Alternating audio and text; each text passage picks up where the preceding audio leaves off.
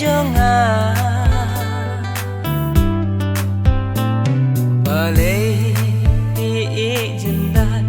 yai mei pa hasin da jong bidon barabo Mynta tangke umma nanga kitlo Mynta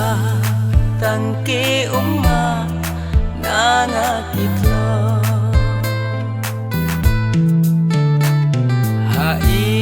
hairata ibalengko iben mei pa kano kaman si kapat kaling kano kaman si kapat kaling kacha bapai kacha bapen kang jing kan mau na shalenden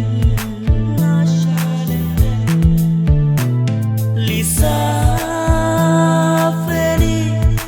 ko khun jong tori sumar ya imei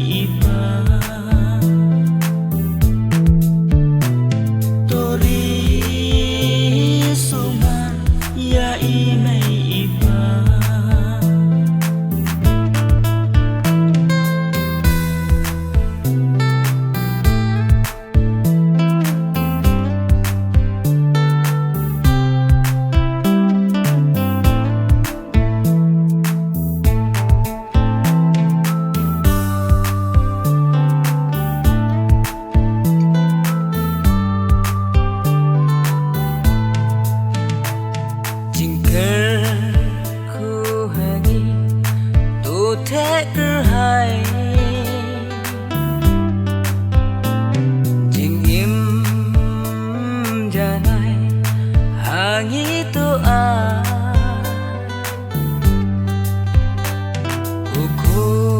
khun baieid jong tu pen ngen yaman si imei pa pen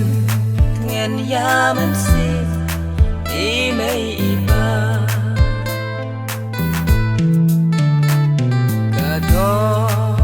nốt lam jong imei pa